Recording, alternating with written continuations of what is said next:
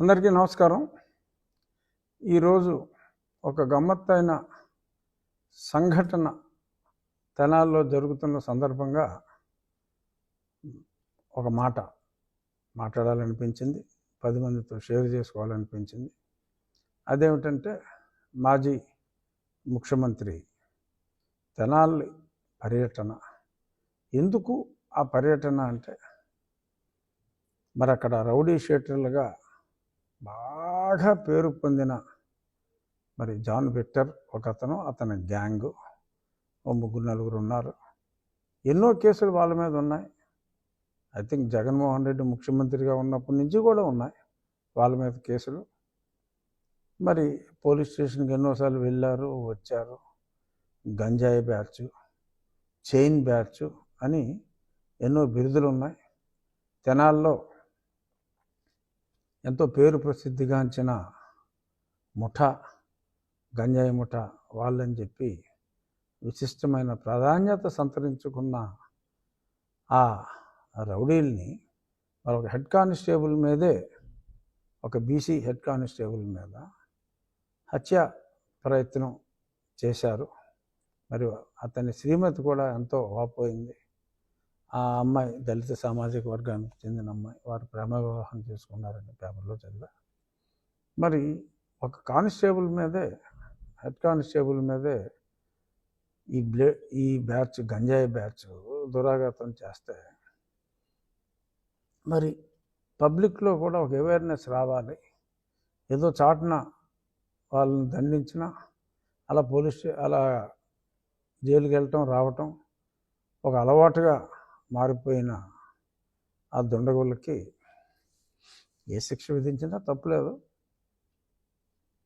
మరి పబ్లిక్లో ఓకే, చట్టపరంగా తప్పే. ఇలాంటి చోట్లే చట్టం, న్యాయం, ధర్మం అనేవి కూడా వస్తూ ఉంటాయి. అధర్మం ఏం కాదు, అన్యాయం ఏం కాదు, కానీ డెఫినెట్గా చట్టానికి కాస్త వ్యతిరేకమే పబ్లిక్లో అలాగా చేయటం. మరి ఒక డాక్టర్ని, సుధాకర్ని నడి రోడ్డు మీద కొట్టించిన వ్యక్తి అప్పటి ముఖ్యమంత్రి. మరి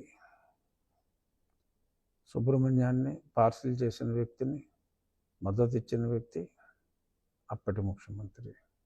ఇలా ఎన్నో ఉన్నాయి. చాలామంది కూడా మాట్లాడినట్టున్నారు. ఆ విషయాలు నేను వెళ్ళను. కానీ ఈరోజు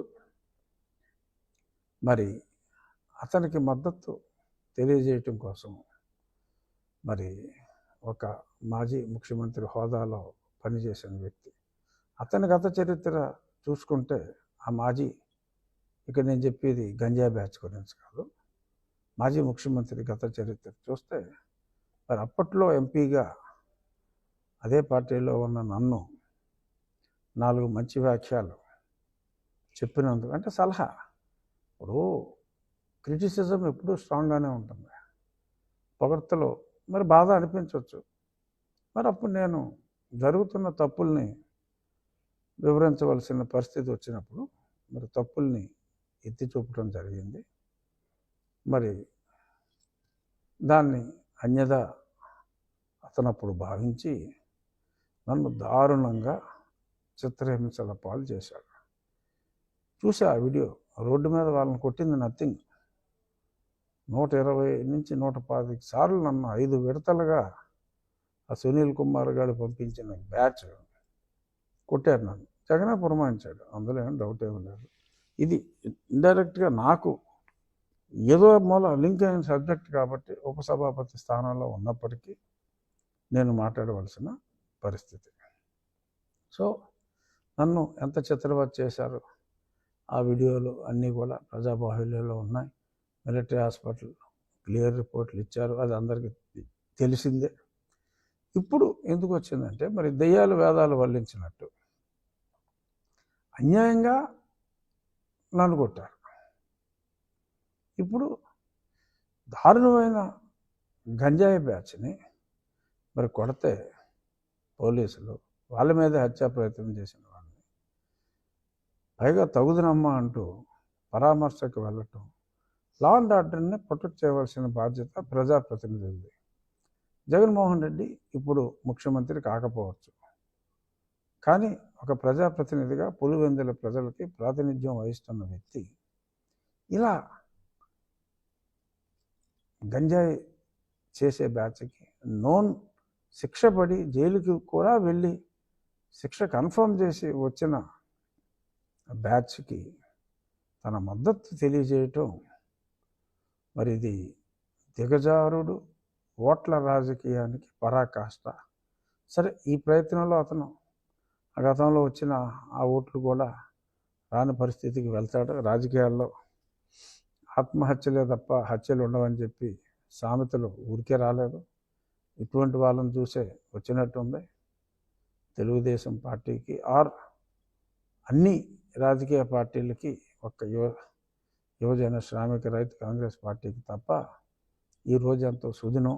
ఎందుకంటే ఒక రాజకీయ నాయకుడు క్రిమినల్స్, ప్రజాకంటకంగా తయారైన క్రిమినల్స్ని పోలీసులు ధర్మం ప్రకారం శిక్షిస్తే, మరి వాళ్ళకి మద్దతుగా ఇటువంటి వెధవలకి నేనున్నాను అంటూ మరి అక్కడికి వెళ్ళి భుజం తట్టడం అనేది ఆత్మహత్య సదృశ్యం. This is going to be political Waterloo. Anyhow, ఇక్కడ ఇంకొక యాంగిల్ కూడా నేను స్పృశించాలనుకుంటున్నా. ఒక నిందితుడి పేరు జాన్ విక్టర్. డెఫినెట్గా John Victor can't be a Hindu. I mean, he can't belong to SC community as per the Constitution. రాజ్యాంగం ప్రకారం, మన సుప్రీంకోర్టు చెప్పిన దాని ప్రకారం కూడా మళ్ళీ కొంతమందికి డౌట్లు వచ్చి, నేను ఎన్నోసార్లు చెప్పా, మరి చాలామందికి డౌట్లు వచ్చినాయి. మన రాష్ట్రాల్లోనే కాదు, ఇతర రాష్ట్రాల్లో సుప్రీంకోర్టు కూడా తేల్చి చెప్పింది ఒకసారి మతం మారిన తర్వాత. మరి జాన్ విక్టర్ డెఫినెట్గా వెరిఫై చేస్తే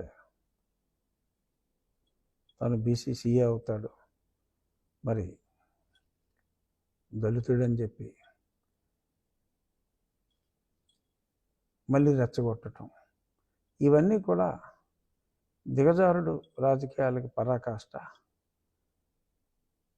ఇక్కడ నేను గతంలో మాట్లాడిన అంశం ఈ అంశం కాబట్టి, ఈ అంశాన్ని మరి నన్ను దారుణంగా హింసించిన వ్యక్తులు సరే ఏమీ చేయలేదు అని చెప్పి తప్పించుకోవాలని చూస్తున్నారు. సరే, ఆలస్యమైనప్పటికీ, నో డౌట్ ఆలస్యమైంది. ఇప్పుడు వచ్చి సునీల్ కుమార్ని ఇంకా పిలవాల.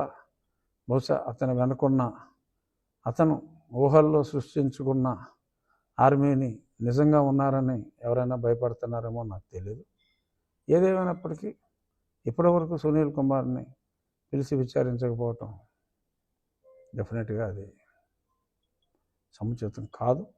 బట్ ఎనీహౌ, చట్టం పరిధి ఎక్కువ, ఆలస్యమైనప్పటికీ న్యాయం జరుగుతుందనే విశ్వాసం నాకు ఉంది. ఏదో రామాయణంలో పెడతలు అట్లాగా ఆ టాపిక్ వచ్చింది.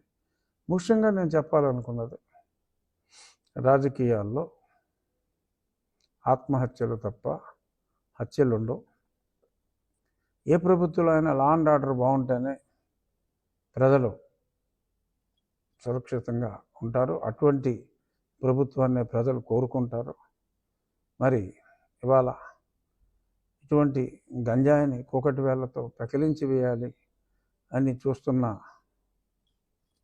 ప్రభుత్వం ఒకవైపు, వాళ్ళకి తన సంపూర్ణ మద్దతు తెలుపుతున్న ఓన్లీ ప్రతిపక్షం మరొక వైపు. చూద్దాం మరి ఈ రాజకీయ ఆత్మహత్య ఎటువంటి పరిణామాలకి దారితీస్తుందో వేచి చూద్దాం. నమస్కారం.